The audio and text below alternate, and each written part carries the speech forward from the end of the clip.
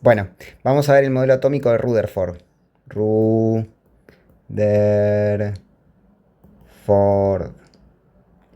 O sea, el modelo atómico de Rutherford, que es lo que aparece en la unidad 2, es el modelo atómico previo al modelo atómico de Bohr, que eso es lo que vimos en los anteriores, o sea, en los videos en los anteriores videos lo que vimos es el modelo atómico de Bohr, que con el spin y del spin de los electrones, el núcleo con protones y neutrones, o sea, todo lo que sabemos de lo más aprendido acerca del átomo es el modelo atómico de Bohr. Previo, o sea, viene Bohr. Pero antes del modelo atómico de Bohr estaba Rutherford. Y previo de Rutherford estaba Thomson. El modelo atómico de Thomson. O sea, para Thomson el átomo era una cosa rígida con electrones rígidos. Por eso se le dice el modelo del pan dulce, una cosa así, o el budín de pan, porque bueno, los electrones vendrían a ser como las frutas abrillantadas, rígidas, quietas, dispersas de manera homogénea en toda la masa del átomo. Rutherford es de principios del siglo XX, 1900 y pico, 1910, por ahí. Sí. Bueno, la onda de Rutherford fue esta. Él hizo un experimento, ¿sí? Que consistía en lo siguiente. Había una placa de oro que obviamente tiene un montón de átomos de oro, ¿sí? Estos son todos los átomos de oro. Y esta placa de oro la bombardeaba con algo llamado partículas alfa. Partículas alfa. Partículas alfa son núcleos de helio. ¿Sí? Un núcleo de helio sin los electrones, lo que termina quedando son dos protones, con lo cual son dos cargas positivas. ¿Qué quiere decir esto? Que se bombardeaban con partículas alfa y las partículas alfa son partículas que tienen dos cargas positivas. O sea, son partículas positivas. Positivas en dos números. O sea, partículas más 2. Entonces, bueno, con un objeto que nunca termino de entender, pero este objeto bombardeaba la placa de oro con partículas alfa, así, de este modo, tin, tin, tin, tin, tin. Después se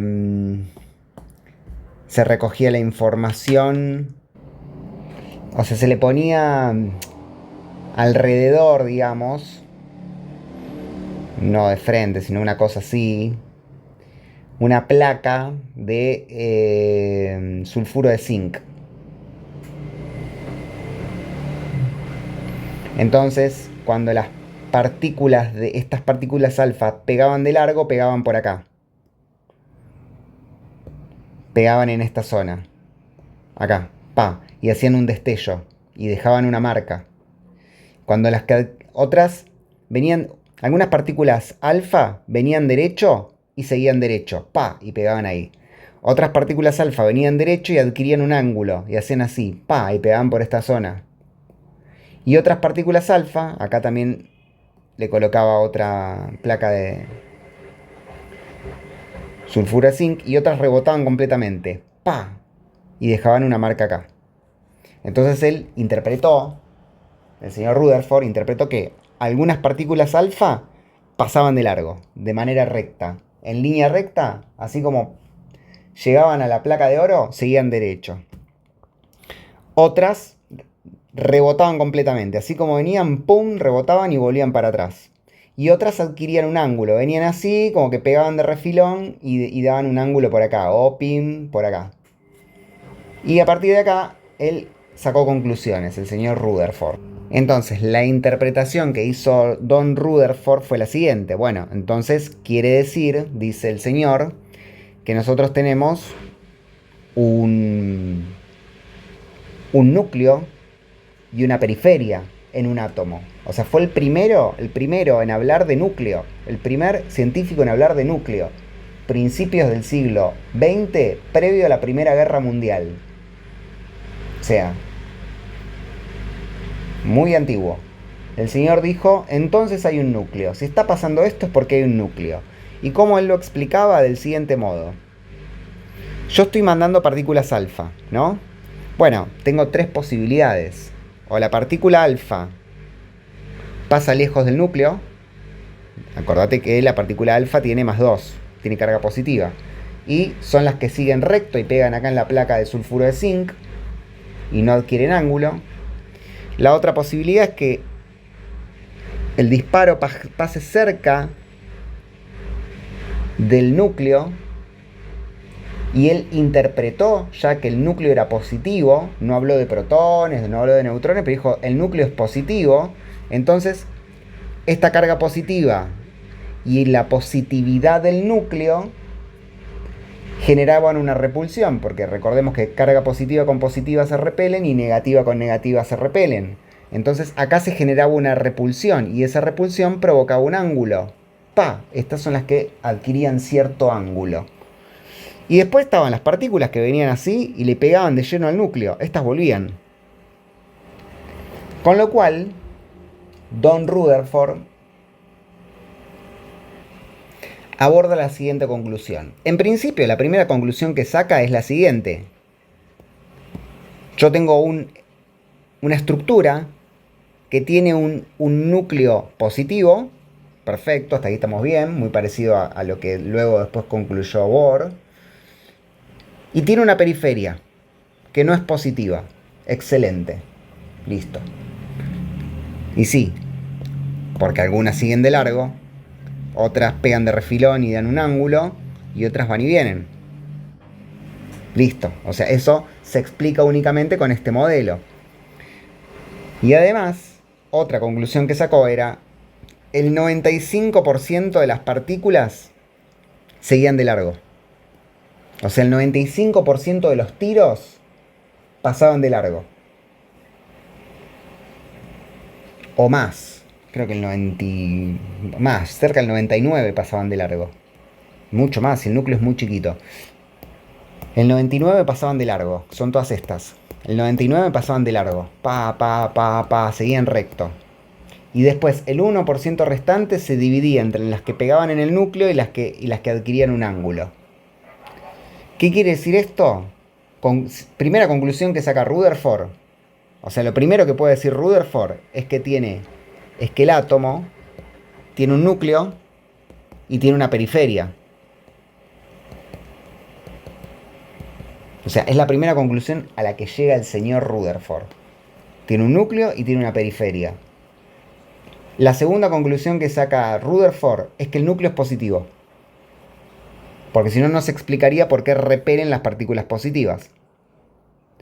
Y la tercera conclusión que saca Rutherford, que es la más importante, a mi gusto, es que el átomo, en su 99%, es casi carente de masa.